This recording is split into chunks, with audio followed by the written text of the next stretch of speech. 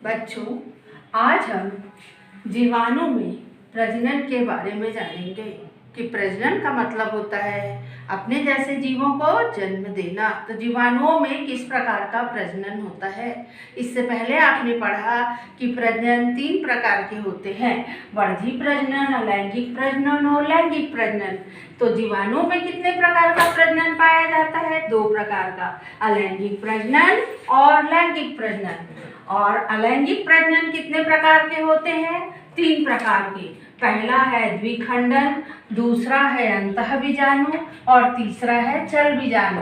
तो अलैंगिक प्रजनन के 3 प्रकार हैं। इसी प्रकार लैंगिक प्रजनन भी 3 प्रकार का होता है। पहला है संयुग्मन, दूसरा है रूपांतरण और तीसरा है पारक्रमण। संयुग्मन को कॉन्जुगेशन, रूपांतरण को ट्रांसफॉर्मेशन और पारक्रमण को ट्रांसडक्शन कहा जाता है। अब हम लाइन से इनके बारे में पढ़ेंगे। सबसे पहले हम पढ़ेंगे द्विखंडन के बारे में। द्विखंडन को बाइनरी फिजन कहा जाता है। बाई का मतलब होता है 2। यहाँ चित्र से समझिए, ये एक जीवाणु कोशिका है और इस जीवाणु कोशिका में ये जो बीच में आपको दिखाई दे रहा है, ये इसका आनुवांशिक पदार्थ है। चूंकि इसमें स्पष्ट केंद्रक नहीं होता तो इसका आनुवांशिक पदार्थ खुला होता है। अब आप देखिए कि अगले चरण में क्या हो रहा है। चरण बी, इसमें इसका आनुवांशिक पदार्थ 2 भागों में बंट रहा है, क्योंकि आनुवांशिक पदार्थ में द्विगुणन की क्षमता होती है और धीरे से जीवाणु कोशिका के बीच में खांच बनने लगती है और इस तरह ये खांच गहरी होती है और ये जीवाणु कोशिका 2 पुत्री कोशिका में बढ़ जाती है।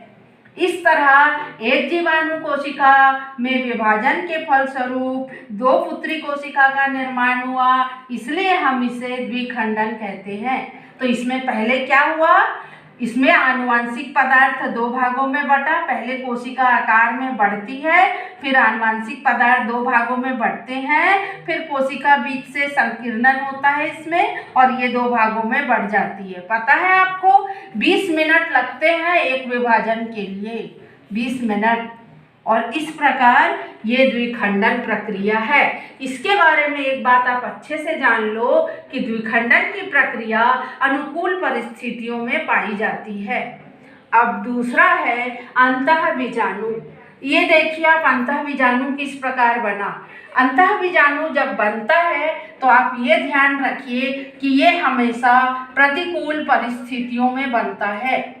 प्रतिकूल परिस्थितियां क्या होती है? जब तापमान बहुत उच्च होता है और ये अक्रिय होता है, पीएच और शुष्कता प्रतिरोधी होता है। इन सारी चीज़ों का, तापमान का इस पे कोई प्रभाव नहीं पड़ता। यानी कि जब जनन के लिए इसे अनुकूल परिस्थिति नहीं मिलती, प्रतिकूल परिस्थिति मिलती है, तो इस समय इसकी जो कोशिका भित्ति है वो मोटी हो जाती है और इसके अंदर का जो कोशिका द्रव्य है वो बीच में केंद्रित हो जाता है और इस प्रकार ये एंडोस्पोर का निर्माण करता है। ये एंडोस्पोर, और ये इस अवस्था में पड़े रहते हैं। लेकिन जब अनुकूल परिस्थिति आती है तो अनुकूल परिस्थितियों में इसका एंडोस्पोर क्या होता है, ये जल को सोख कर फूलता है और फट जाता है और इस एंडोस्पोर से एक नए जीवाणु कोशिका की उत्पत्ति हो जाती है। इसी प्रकार चल बीजाणु, जब जीवाणु में फ्लैजिला पाए जाते हैं तो हम उसे चल बीजाणु कहते हैं। ये राइजोबियम में पाया जाता है। अब जीवाणु में लैंगिक जनन के बारे में आते हैं। लैंगिक जनन में सबसे पहला है संयुग्मन। देखो संयुग्मन लैंगिक जनन कैसे हो रहा है। इसमें 2 जीवाणु कोशिका है, एक F+ और एक F-। F+ का मतलब होता है, आप देखो कि ये इसका आनुवांशिक पदार्थ है, लेकिन इसके अंदर एक अलग से कारक पाए जाते हैं।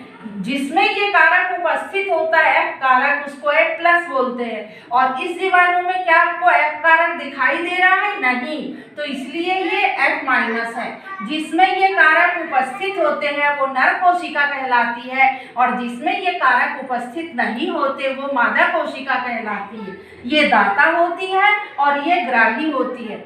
जब ये दोनों पास आते हैं तो देखिए इन दोनों के बीच में कोशिका भित्ति घुल जाती है और एक नलिका बनती। इस नलिका को हम संयुग्मन नलिका या कॉन्जुगेशन नलिका कहते हैं और इस नलिका में से इस F कारक का द्विगुणन होता है और वह इसके अंदर प्रवेश करने लगता है। अब आगे देखिए कि यह इसके अंदर प्रवेश कर चुका है और इसके पश्चात एक F कारक ग्राह्य कोशिका के अंदर भी बन जाती है। तो इस प्रकार ये ग्राह्य कोशिका, देखिए ये ग्राह्य कोशिका, यहाँ पर F कारक नहीं है, पर इस संयुग्मन नलिका के बनने से ये कारक इसके अंदर आ जाता है, ये अंदर आ रहा है और इसमें एक और F कारक बन जाता है, यानी जो F माइनस थी वो F प्लस हो जाती है और कुछ समय पश्चात कंजुगेशन नलिका जो होती है वो बंद हो जाती है और ये दो पृथक हो जाते हैं, जिसमें से ये भी F कारक वाला हो जाता है और ये भी F कारक। तो जनन की इस विधि को हम संयुग्मन कहते हैं या कॉन्जुगेशन और इस नलिका को संयुग्मन नलिका या कॉन्जुगेशन ट्यूब कहते हैं। तो ये जो है इसकी खोज सन 1964 में लैडरबर्ग और टैटम ने की थी। किस जीवाणु में? एस्चेरिचिया कोलाई जीवाणु में। तो आज के लिए बस इतना ही और जीवाणुओं में हम लैंगिक प्रजनन की शेष दो विधि ट्रांसफॉर्मेशन और ट्रांसडक्शन अगले वीडियो में पढ़ेंगे।